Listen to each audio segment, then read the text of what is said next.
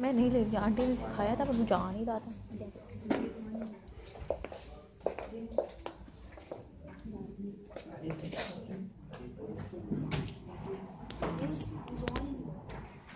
Charge نہیں ہوا, charge نہیں کیا تھا نا.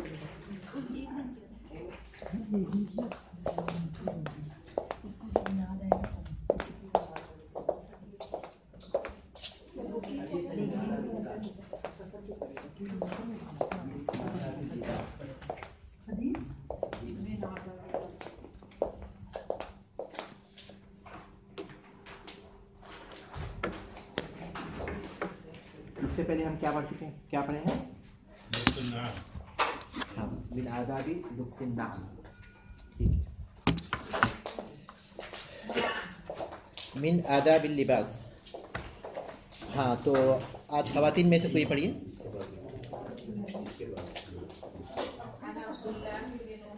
ان جب لگائے ہیں تو آپ کیا پڑھیں گے اس کو؟ عبد اللہ.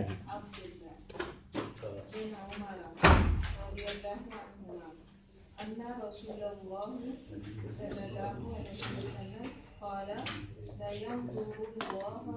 لا ينظر الله جی ہاں, إلى من نہیں, من نہیں, من إلى من جر ثوبه خيلاء. ٹھیک ہے, خیلاء. عن عبداللہ ابن عمر رضی اللہ تعالی عنہما.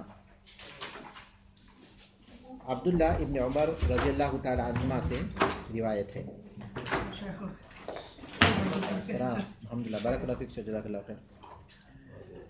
ان رسول اللہ صلی اللہ علیہ وسلم قال, کہ رسول اللہ صلی اللہ علیہ وسلم نے فرمایا, لا ينظر اللہ, اللہ تعالی نہیں دیکھتا یا نہیں دیکھے گا, الی من جر, جو لٹکائے, ثوبہ, اپنے کپڑے کو, خیلاء, تکبر کے ساتھ. لا ينظر اللہ, اللہ تعالیٰ نہیں دیکھے گا, الی من جر ثوبہ خیلاء, جو اپنے کپڑے کو تکبر کے ساتھ لٹکائے گا. جی,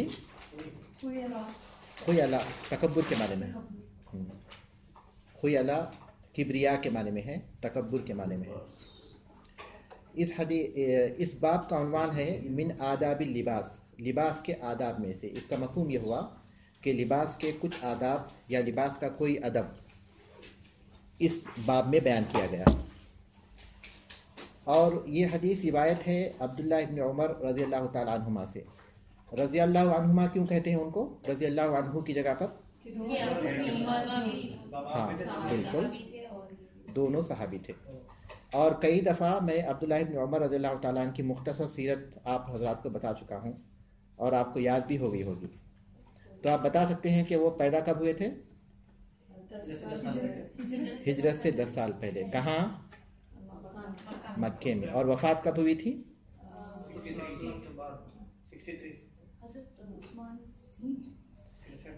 ہاں 73, 63 نہیں بلکہ 73, 73 ہجری میں ان کی عمر تقریباً 84 سال تھی, یعنی 84 سال کے تھے وہ. ان کا انتقال ہوا تھا. کہاں ہوا تھا انتقال؟ عبداللہ ابن عمر رضی اللہ تعالیٰ عنہ کا انتقال کہاں ہوا تھا؟ مکے میں ہوا تھا. اور کہتے ہیں کہ مکے میں سب سے آخری میں وفات صحابہ میں سے انہی کی ہوئی تھی. اور انہوں نے بدر میں اور احد میں شرکت نہیں کی. سب سے پہلا غزوہ جس میں انہوں نے شرکت کی تھی وہ کیا ہے؟ غزوہ خندق. ٹھیک ہے, اتنی معلومات تو ہونی چاہیے. اس کے علاوہ اور معلومات ایک طالب علم کی حیثیت سے یہ ہوں کہ کتنی احادیث ان سے مروی ہیں. کتنی ہیں؟ 2630 مقررات کے ساتھ. مقررات کے ساتھ کتنی ہیں؟ 2630. اور ان میں صحیح بخاری صحیح مسلم میں کتنی ہیں؟ 168 صحیح بخاری صحیح مسلم میں ہیں, متفق علیہ حدیث. جی ہاں.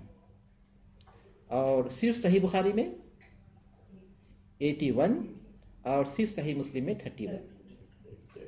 تو اتنی معلومات تو ہونا چاہیے کسی صحابی کے بارے میں. ان سے جو ہے 2630 احادیث مروی ہیں, 168 متفق علیہ ہیں, 81 صرف بخاری میں ہے اور 31 صرف صحیح مسلم میں ہے. ٹھیک ہے. اس حدیث میں جو بات بیان کی گئی وہ یہ کہ جو اپنے کپڑے کو تکبر کے ساتھ لٹکائے گا اللہ تعالیٰ اس کی طرف نہیں دیکھے گا. حدیث کی شرح سے پہلے ہم اس کے الفاظ معنی کر لیں گے تاکہ اس میں مزید کوئی بات ہو تو واضح ہو جائے. لا ينظر اللہ، الکلمہ کیا ہے؟ لا ينظر اللہ، ای لا ينظر اللہ الیہ یوم القیامہ، اللہ اس کی طرف نہیں دیکھے گا. اس کا مفہوم ہے لا ينظر اللہ الیہ، یعنی اللہ اس کی جانب نہیں دیکھے گا یوم القیامتی، قیامت کے دن نہیں دیکھے گا. وعلیکم السلام. بل یعرض عنہ، بل یعرض عنہ، اعرض یعرض کا صلہ جب عن کے ساتھ ہو تو اس کے معنی اعراض کرنے کے، منہ موڑ لینے کے ہیں، منہ پھیر لینے کے ہیں.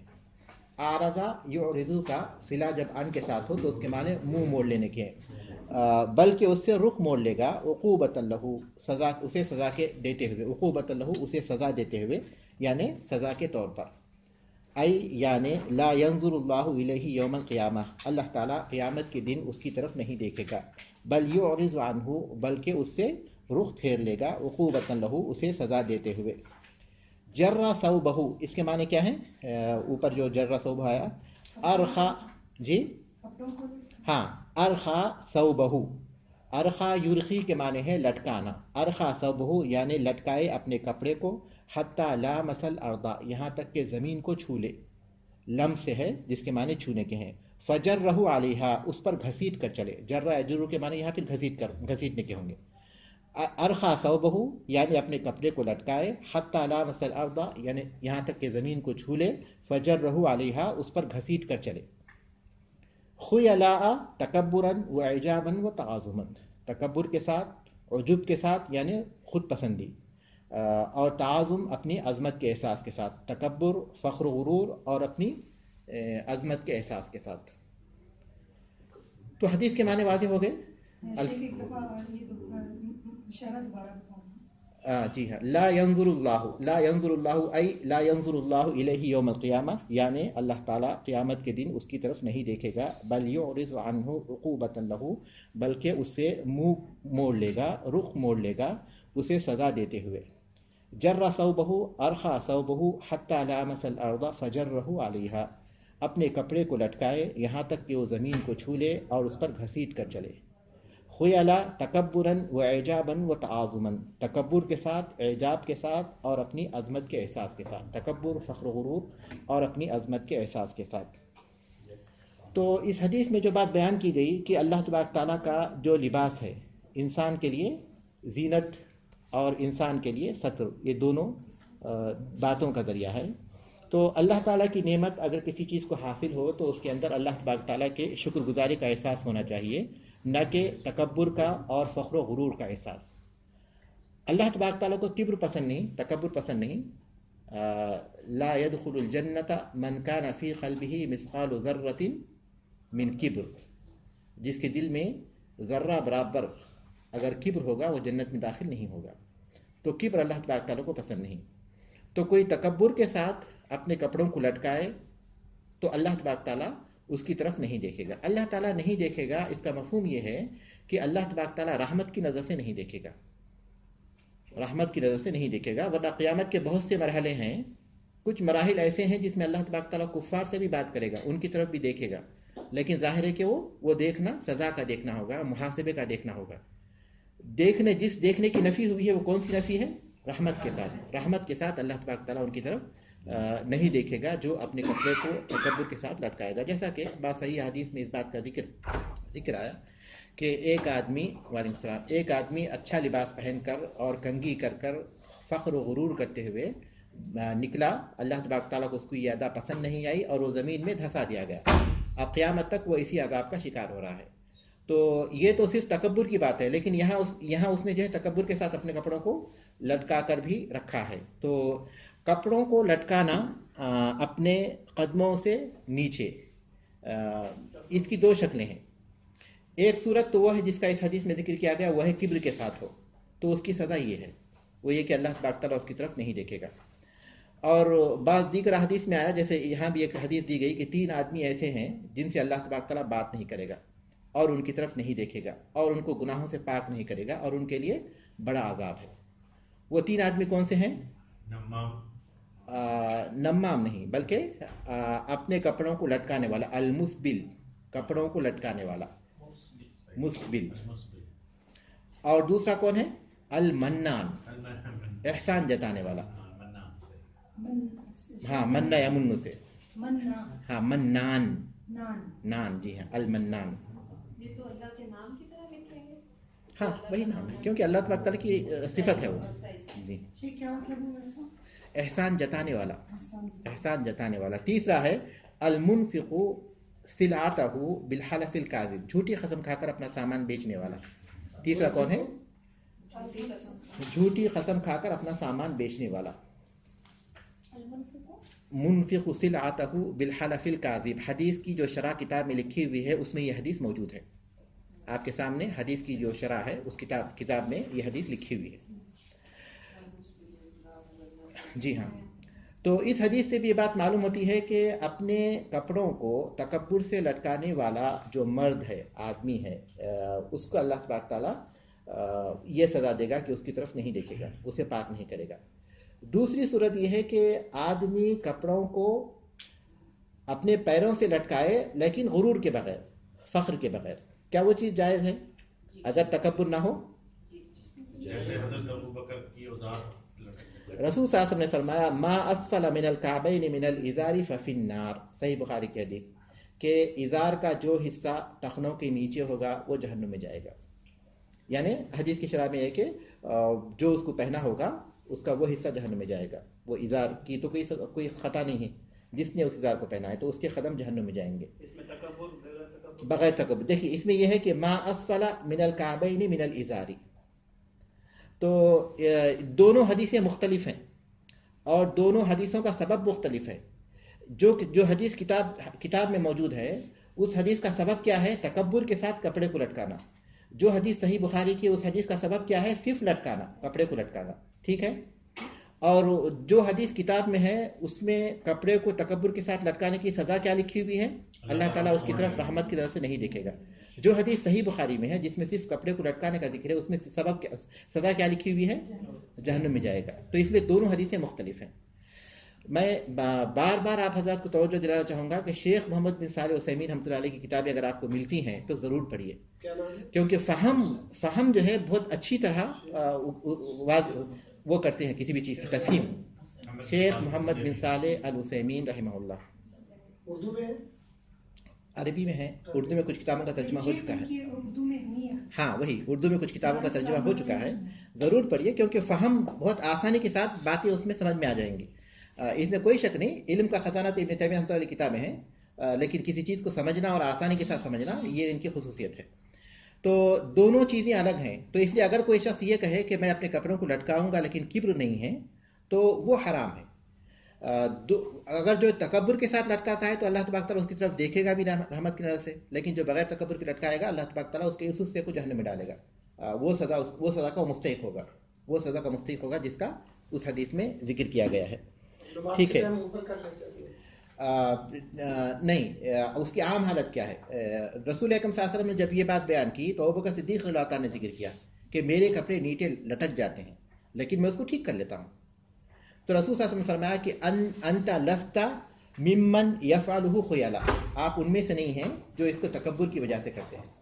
تو اس کا مطلب یہ ہوا کہ اگر کوئی شخص جو ہے ایسا لباس پہن لیتا ہے جو نیچے لٹکتا ہے تو صرف نماز کے وقت پر نہیں بلکہ جب بھی وہ لٹکتا ہے اس وقت وہ ٹھیک کر لیتا ہے تو اس میں نہیں آئے گا، وہ کپڑے کو نیچے لٹکانے والے میں نہیں ہوگا. لیکن سلاتے وقت ہی انسان کو اس کا خیال رکھنا چاہیے کہ وہ کپڑوں کو اپنے ٹخنوں سے اوپر سلائے. سلاتے وقت ہی اس کا خیال رکھنا چاہیے. لیکن اگر کپڑے ایسے ہیں تو اس کو ضائع کرنے کے بجائے پہن سکتے ہیں، لیکن یہ کوشش کرتے ہوئے کہ وہ ٹخنوں کے اوپر رہے، ٹخنوں سے نیچے نہ ہو. یہ فرمایا ہوگا کہ تکبر بنا بھی لٹکائے تو جہنم. جی ہاں، وہ تکبر بنا لٹکائیں گے تو وہ حصہ جہنم میں جائے گا. وہ حصہ لباس کا معاملہ ہے، ازار کا معاملہ، چاہے وہ پینٹ ہو، شلوار ہو یا پھر جو کوئی بھی چیز ہو. یہ بات مردوں کے لیے ہے. ٹھیک ہے. عورتوں کا کیا معاملہ ہے؟ ہاں، سنن ترمذی کی حدیث میں رسول اکرم صلی اللہ علیہ وسلم نے یہ بات بیان فرمائی کہ جو اپنے کپڑوں کو تکبر کے ساتھ لٹکائے گا اللہ تعالیٰ اس کی طرف نہیں دیکھے گا. تو ام سلمہ رضی اللہ تعالیٰ عنہا نے اس بات کا ذکر کیا کہ عورتیں اپنے دامنوں کے بارے میں کیا کریں, جو دامن نیچے لٹکتا ہے اس کے سلسلے میں کیا کریں. تو آپ نے فرمایا کہ ایک بالش نیچا کر لے, کیونکہ کپڑا اصل جو ہے جو مرد کو پہننے کا جو کپڑا ہے آدھی پنڈلی سے, یعنی گھٹنے, انسان کا گھٹنا اور ٹخنے کے بیچ میں جو حصہ ہے پیر کا, اس کو ہم کہتے ہیں پنڈلی. تو کپڑا اصل جو ہے آدھی پنڈلی تک ہونا چاہیے. اگر نیچے لٹکے تو گھٹنوں کے, ٹخنوں کے اوپر تک ہونا چاہیے. ٹھیک ہے. تو اگر آدھی اگر جو اصل ہے, ہاں, جو پنڈلی کا جو آدھا حصہ ہے, اگر وہاں سے ایک بالش اگر اس کو نیچا کرتے ہیں تو پھر ظاہر ہے کہ پھر پیر ظاہر ہو جائیں گے. تو اسی لیے ام سلمہ رضی اللہ تعالیٰ نے جب رسول اللہ نے یہ کہا کہ ایک بالش اس کو جو ہے اور چھوڑ لیں, تو انہوں نے کہا کہ پھر تو قدم ظاہر ہو جائیں گے. تو رسول صلی اللہ علیہ وسلم نے فرمایا کہ ایک ہاتھ ذرا کہا آپ نے, اور ذرا کہتے ہیں کہ آدمی کے کوہنی سے لے کر اس کے ناخنوں تک کے حصے کو, تو اتنا حصہ وہ چھوڑ لے, اس سے زیادہ نہ کرے, تو اس میں ان کے پیر بھی چھپ جائیں گے. تو عورتوں کے لیے اس بات کی اجازت ہے کہ وہ اپنے پیروں کے نیچے تک اپنے کپڑوں کو چھوڑ سکتی ہیں, بلکہ چھوڑنا چاہیے, کیونکہ ان کے اصل چیز یہ ہے کہ وہ ستر ان کے لیے ضروری ہے, ستر ہے. تو اس حیثیت سے ان کے لیے حکم نہیں ہے جس نے اپنے کپڑے کو لٹکایا اس کا وہ حصہ جو ٹخنوں کے نیچے ہوگا وہ جہنم میں ہوگا, ان کے لیے وہ حکم نہیں ہے, کیونکہ ان کے لیے پھر جیسا کہ دوسری حدیث میں استثناء کیا گیا کہ وہ اپنے کپڑوں کو اپنے ٹخنوں سے نیچے بھی لٹکائیں گے. ٹھیک ہے.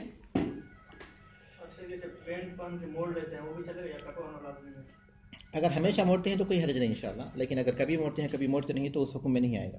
اگر وہ موڑتے ہی نہیں ہیں, وہ پینٹس پہنتے ہی ہیں اور کہتے ہیں ہم نہیں کر سکتے, وہ وعید تو ان کے ساتھ ہے, وہ وعید, کیونکہ حدیث میں صاف الفاظ یہ ہیں کہ ما اسفل من الکعبین من الازار ففی النار, ٹخنوں کے نیچے, ازار کا جو حصہ ٹخنوں کے نیچے ہوگا وہ جہنم میں ہوگا. تو وعید ان کے ساتھ ہمیشہ رہے گی جو اس کی پابندی نہیں کرتے, کیونکہ یہ حرام ہے, گناہ کبیرہ ہے. جو قطری لوگ اکثر وہ تقریباً 90% وہ نیچے ہی پہنتے ہیں. ان کو میں کئی لوگوں کو کہا, وہ کہتے ہیں کہ جو ہے میں تکبر کے ساتھ نہیں کرتا. وہی تو اسی لیے میں آپ لوگوں کو اسی لیے اس فرق کو واضح کیا کہ جب دونوں حدیثیں مختلف ہیں اور دونوں میں سبب بھی مختلف ہے اور دونوں میں سزا بھی مختلف ہے, تو وہ حدیث اس تکبر کے ساتھ اگر ہو تو وہ زیادہ بری بات ہے, اور اس کی سزا یہ ہے کہ اللہ تبارک تعالیٰ اس کی طرف دیکھے گا بھی نہیں. اگر تکبر کے بغیر ہو تو بھی وہ حرام ہے, اور اس کی سزا یہ ہے کہ اتنا وہ حصہ جہنم میں ہوگا جس حصے میں جو ٹخنوں سے نیچے والا. دونوں یعنی محض لوگ اس حدیث کی بنیاد پر کہ تکبر کا ذکر کسی حدیث میں ہے سب چیز کو اس پر محمول کرتے ہیں, تو یہ غلط ہے, کیونکہ دو الگ حدیثیں ہیں اور دونوں کا حکم الگ ہے اور دونوں کا سبب الگ ہے. تو لباس کے مزید کچھ آداب ہیں.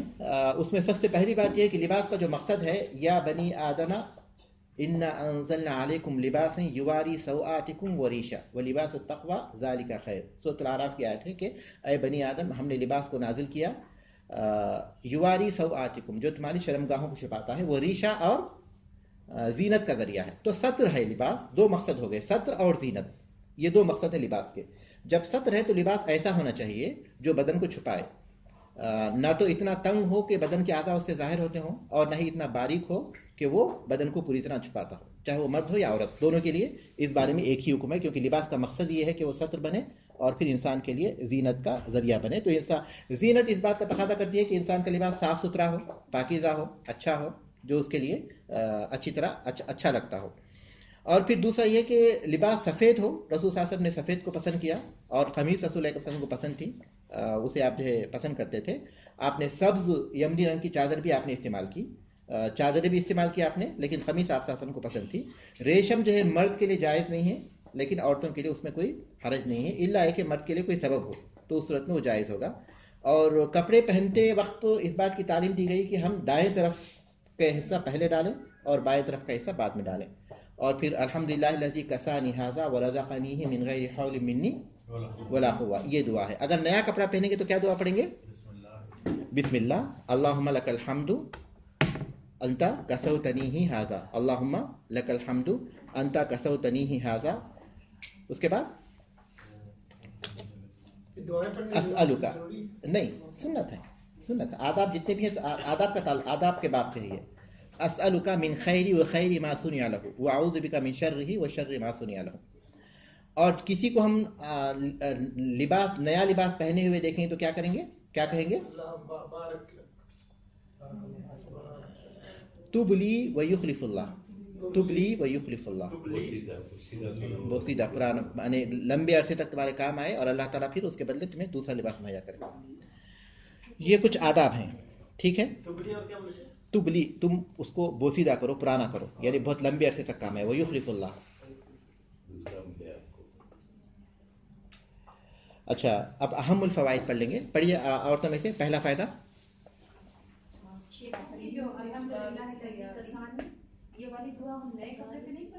نہیں، نئے کپڑوں کے لیے الگ سے دعائی ہے. الحمدللہ الذی کسانی جب بھی کپڑے پہنیں گے تب پڑھیں گے.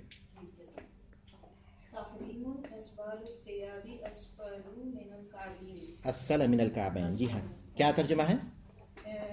حرمت ہے یا منع کیا گیا ہے کہ کپڑے کو ٹخنوں سے نیچے تک لٹکایا جائے.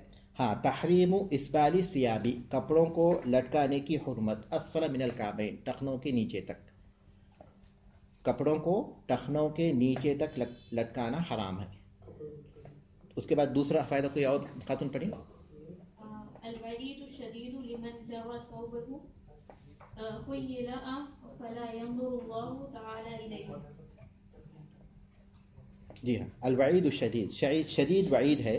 لمن جرہ ثوبہ، جو لٹکاتا ہے اپنے ثوب کو خیلا تکبر کے ساتھ. فلا ينظر اللہ، فلا ينظر الله تعالی الیہ، بس اللہ اس کی طرف نہیں دیکھتا.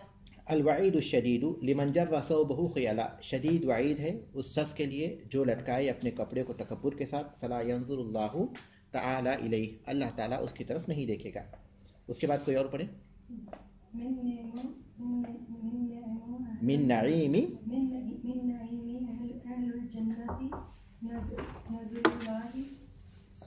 وعلیکم السلام ورحمۃ اللہ. تفضل تفضل.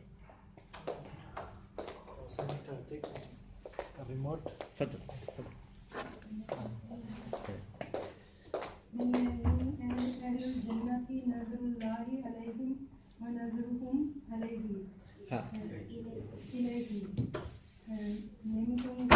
اہل جنت کے لیے نظر اللہ کہ اللہ دیکھے گا علیہم ان پر، ان کی طرف. نظرہم، اور وہ دیکھیں گے ہم اس کی طرف. ہاں، من نعیم اہل الجنتی نظر اللہ الیہم ونظرہم الیہ. اہل جنت کی نعمتوں میں سے ہے کہ اللہ ان کی جانب دیکھے گا اور وہ اس کی جانب دیکھیں گے. من نعیم اہل الجنتی، اہل جنت کی نعمتوں میں سے ہے نظر اللہ الیہم، کہ اللہ کا ان کی طرف دیکھنا. وہ نظرہم الیہ، اور ان کا اللہ کی طرف دیکھنا. بلکہ وہ جنت کی سب سے عظیم نعمت ہے. جنت کی سب سے عظیم نعمت یہ ہے کہ اللہ تبارک تعالیٰ جنتیوں کو اللہ تعالیٰ کو دیکھنے کا موقع دے گا. اللہ تعالیٰ ہمیں ان لوگوں میں شامل فرمائے. یہ حدیث کا ترجمہ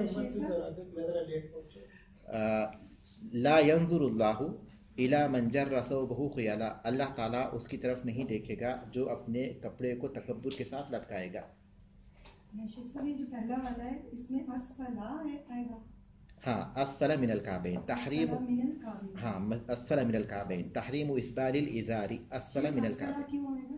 تحریم اسفل، مطلب نصب کیوں آئے گا؟ اسفلا آپ نے بولا نا. تحریم اسبال الازار، تحریم یہ جو ہے مبتدا ہو گیا، اسفلا اس کی خبر ہو گئی. کپڑے کو لٹکانا اپنے ٹخنوں کے لیے. ہاں، جو لٹکائے. اب ہم لوگ جو ہے اس کے سیاق و سباق کے حساب سے اس کا ترجمہ کر لیں گے. یہاں لٹکانا کافی ہے، لیکن آگے جو ہے اس کے معنی کھینچنے کے بھی آئے تھے. نہیں، اسبال یہ مصدر ہے. اسبلا یسبلو سے اسبال ہے. شیخ صاحب ذرا دوبارہ بول دیں گے کس کو؟ یہ پہلے والے کو اعراب ذرا. فائدے کو. جی، تحریم اسبال الثیابی. اسبالی. ہاں، اسبالی الثیابی تحریم، کیونکہ وہ تحریم مضاف ہوا، اسبالی مضاف الیہ ہو گیا نا، مبتدا ہو کر مضاف ہو گیا، اور پھر الثیابی پھر اسبال کا مضاف ہو گیا. تحریم مضاف الیہ ہو گیا. تحریم اسبال الثیابی، کپڑے کو لٹکانے کی حرمت. اسفل من الکعبین، نیچے ٹخنوں کے نیچے تک. شیخ عبدالغفور صاحب نے اثر سے کچھ دیر پہلے بتایا کہ کسی وجہ سے وہ مصروف ہو چکے ہیں، تو اس لیے آج نہیں آئیں گے. تو ہم اپنی کلاس کنٹینیو کریں گے، لیکن ذرا پہلے ہم لوگ چھٹی کر لیں گے 5:30 بجے. تو آپ میں سے کوئی ٹرانسپورٹ ایسا ہو، کسی کو کوئی آ کر لیتے ہوں آپ کو، تو آپ ان کو میسج کر دیے 5:30 بجے وہ لے سکتے ہیں آپ کو انشاءاللہ. ये गाड़ी का मसला हल नहीं होगा। आप लोग अपने नंबर दे चुके हैं ना? 2 बार दे चुके हैं, दे चुके हैं। क्या कहते हैं? हाँ, नहीं, मेरा ख्याल ये है कि आप इस सिलसिले में शेख अब्दुल रफ़ीक साहब से ही बात कीजिए, क्योंकि उनका रब्त होता है। अभी मैंने उसको कहा सिक्योरिटी वाले को छोड़ दो 2 घंटे के लिए, तो है अभी गाड़ी का बोलता है सुपरवाइजर का ऑर्डर नहीं है। सही है, नहीं वाकई मसला मैंने है। उसको किताब भी दिखाई, मैंने कहा ये देखो ये किताब है मेरे पास, स्पोर्ट्स फ्लोर में जाना है। जी मतलब तेलुगु वाले में उर्दू वाला शेख अब्दुल हफीज उमरी है, आपका नाम दिया। मैं क्या करूँ, मैंने कहा क्या करना, गेट को लोग जाने उनके पास नहीं है ऑप्शन, वो नहीं करते जी। आगे से ऑर्डर मिलेगा। तो हम लोग एक और हदीस पढ़ लेंगे। अक्सर इकोनॉमी में देखने में आता है कि ख़वातीन जारी उनका अबाया जो है वो ज़मीन से ऐसे लटकता हुआ चक्का हुआ डाला होता है, और जगह नहीं देखते, ये सही है? कोई हर्ज नहीं, कोई हर्ज नहीं।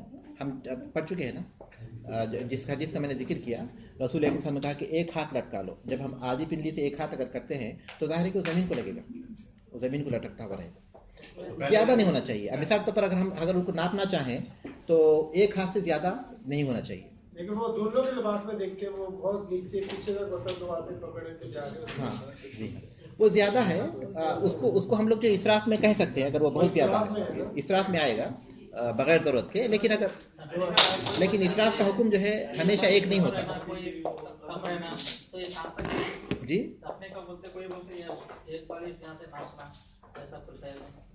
मैंने बताया ना कि असल ये है, आधी पिंडली घुटने से लेकर आपके टखने तक का जो हिस्सा है वो पिंडली है। तो असल लिबास जो है आधी पिंडली तक होना चाहिए, ज़्यादा से ज़्यादा और टखने के ऊपर तक रह सकता है। तो अपने घुटने से आप पिंडली तक के दरमियान के हिस्से को नापिए। लोगों के पैर के हिसाब से वो मुख्तलिफ होगा, ज़रूरी नहीं कि वो एक बालिश ही हो, लोगों के पैरों के हिसाब से वो मुख्तलिफ होगा। लेकिन एक अंदाज़ा रखिए आप कि वहाँ से वहाँ तक होना चाहिए लिबास। कोई एक हुक्म नहीं बोल सकते हम लोग उस सिलसिले में। ख़वातीन जो हैं वो घर में अगर मतलब जिस तरह सिर्फ बच्चे और ख़वातीन होंगे, तो अगर ख़वातीन जिस तरह उनका आम लिबास जो है वो ऐसा हो कि जिस तरह आम शर्ट्स और ये पजामास वगैरह टाइप की चीज़ें मिलती हैं, अगर वो पहनती हैं तो क्या ये मतलब कबाहत है इसमें? बज़ाहिर कोई ख़बाहत नहीं। तो सत्र को अगर पूरा करते हैं, सत्र को अगर पूरा करते हैं तो कोई ख़बाहत नहीं। हिजाब घर में ज़ाहिर है कि हिजाब तो नहीं लेगी औरत घर में, लेकिन वो लिबास उसका ऐसा हो जो हर रिश्ते के हिसाब से उसके जिस्म को सत्र करता हो। ज़ाहिर है कि शौहर के लिए उसके लिए कोई सत्र नहीं है, लेकिन उसके अलावा जितने भी रिश्ते हैं, चाहे वो कितने भी करीबी रिश्ते हों, उनके हुदूद हैं। जैसे अल्लाह तबारक ने कहा कि युब्दीना ज़ीनतहुन्ना, वला युब्दीना ज़ीनतहुन्ना इल्ला, अल्लाह तबारक ने मुस्तस्ना किया कि ज़ीनत के मकाम को औरत ना ज़ाहिर करे मगर उनके लिए जो औरत के लिए महरम की हैसियत रखते हैं, चाहे वो बाप हों, भाई हों, चचा हों, जो भी हैं, औरत के भांजे, भतीजे वगैरह।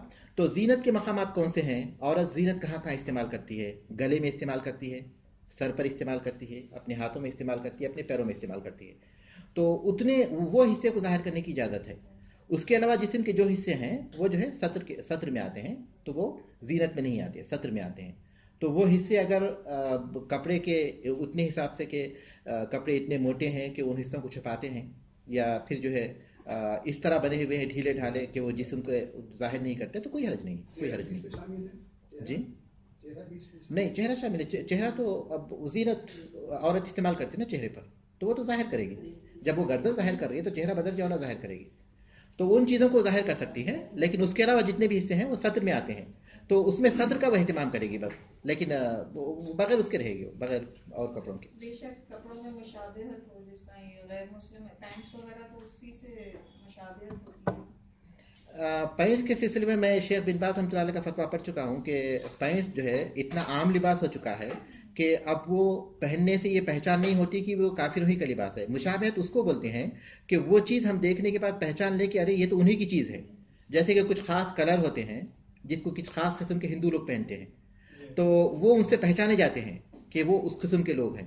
तो वो कपड़े अगर कोई पहनेगा तो वो उनकी मुशाबहत होगी। तो मुशाबहत उस चीज़ को बोलते हैं कि आदमी किसी ऐसी कौम की मुशाबहत इख्तियार करे कि वो उनके साथ ख़ास है, उनके वो लोग उसको इस्तेमाल करते हैं। लेकिन ये पैंट और शर्ट एक ऐसा लिबास बन चुका है जो कि आम हो चुका है, जो सिर्फ उनके साथ खास नहीं रहा। हाँ, अलबत्ता औरतें अगर पैंट शर्ट पहनती हैं तो उसमें एक मुशाबहत आती है, वो ये कि वो मर्दों की मुशाबहत।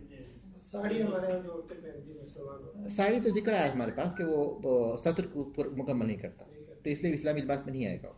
کہتے پلو اس کو لمبا کر دو تب چلتے ہیں. تو شیخ صاحب یہ بہرحال تو اپنے گھر میں مطلب ہے کہ وہ اسلامی لباس تو نہیں ہے لیکن سطر کو پورا کر رہا ہے تو کوئی حرج نہیں ہے بظاہر. شیخ صاحب یہ تھوڑا سا پوچھنا تھا اس بارے میں. علماء کرام سے بھی یہ سنے کہ عورت کے چہرے اور ہاتھ کے پردے کو بہت زیادہ مطلب کنفیوز کرتا ہے اور خاص طور پہ وہ خواتین جو غیر مسلم ممالک میں رہتی ہیں تو ان کے لیے عبایات پہننا اور اس طرح کا مطلب کیونکہ عبایا یہ جو برقع ہے یہ تو اسلامی ڈریس میں مطلب اس کے مخصوص تو نہیں ہے کہ صحابیات برقع پہنا کرتی تھی, وہ چادر کا ہے. تو اس حوالے سے تھوڑا سا آپ اس چیز کا کریں کہ چہرہ اور ہاتھ جو ہے باقی عورتوں کو چھپانا چاہیے, صحیح دلیل کوئی ایسی ہمارے پاس ہو, کیونکہ بہت سے بڑے علماء بھی کہتے ہیں کہ یہ جو ہے ضروری نہیں ہے. بالکل یہ بات ایسی ہے کہ اس کا فیصلہ نہیں کیا جا سکتا کیونکہ زمانے قدیم ہی سے عورت کے چہرے اور ہاتھ کے بارے میں اختلاف چلا آ رہا ہے اور ہر ایک کی اپنی دلائل ہے. کیونکہ قرآن مجید میں الا ما ظہر منہا جو آیت ہے سورہ نور کی, اس میں اختلاف ہے کہ جو ظاہر ہو جائے تو اس سے کیا مراد ہے. بعض علماء کہتے ہیں کہ الا ما ظہر منہا سے مراد وہ لباس ہے یا وہ چیز ہے جو عورت اوپر پہنتی ہے تو اس کو تو چھپا نہیں سکے گی. بعض علماء کہتے ہیں کہ اس سے مراد چہرہ اور ہاتھ ہے. اس حصے میں جو احادیث آئی ہیں ان سے بھی دونوں طرف کے استدلال کرتے ہیں. تو یہ ایسا مسئلہ ہے جس کے بارے میں ہم کسی ایک نتیجے پر نہیں پہنچ سکتے, کسی ایک نتیجے پر ہم نہیں پہنچ سکتے کہ چہرہ اور ہاتھ ہتھیلی, چہرہ اور ہتھیلی جو ہے عورت کے حجاب میں شامل ہوتے ہیں یا نہیں ہوتے, پردے میں شامل ہوتے ہیں یا نہیں ہوتے ہیں.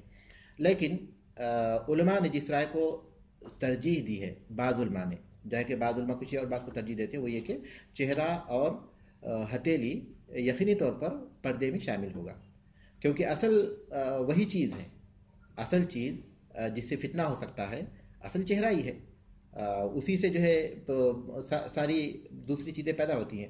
تو اگر بنیادی طور پر اگر وہ نہ چھپائے تو اس کے بعد جو ہے پھر کسی اور چیز میں اتنا فرق نہیں پڑتا.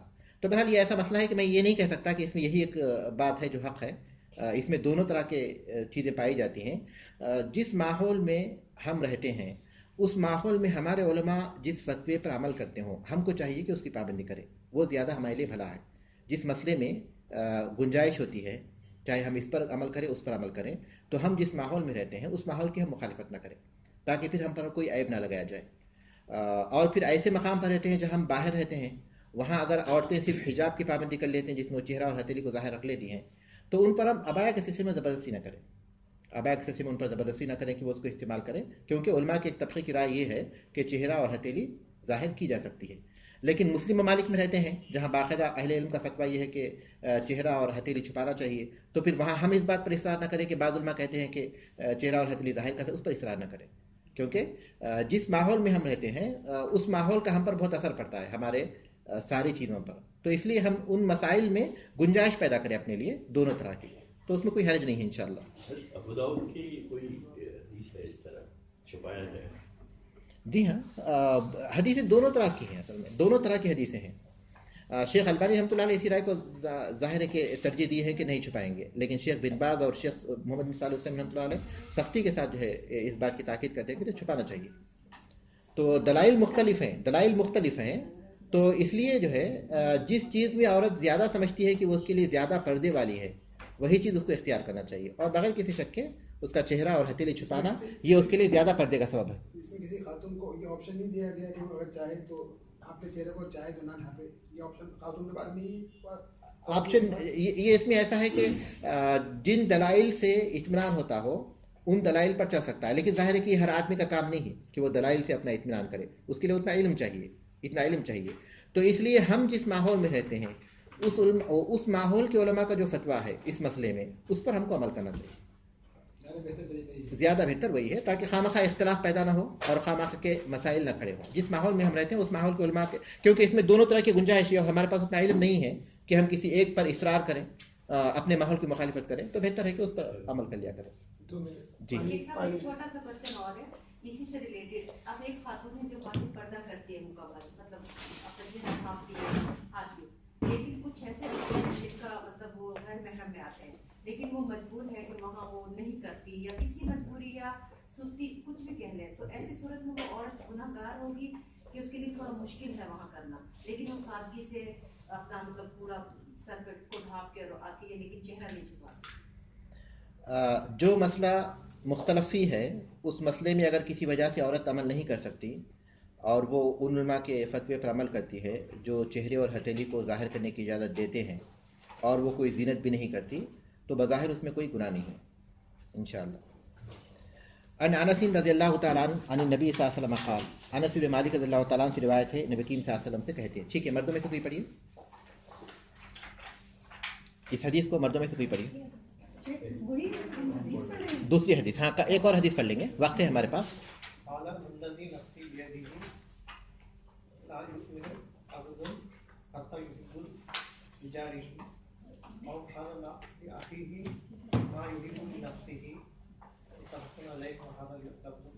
अन अनस रज़ियल्लाहु अन्हु, अनस इब्न मालिक रज़ियल्लाहु तआला अन्हु से रिवायत है, अन नबी सल्लल्लाहु अलैहि वसल्लम क़ाल, नबी करीम सल्लल्लाहु अलैहि वसल्लम से रिवायत करते हैं कि आपने कहा, वल्लज़ी नफ़्सी बियदिही, उस ज़ात की कसम जिसके हाथों में मेरी जान है। वल्लज़ी नफ़्सी बियदिही, कसम है उसकी, वो कसमिया है, कसम है उसकी मेरी जान जिसके हाथों में है।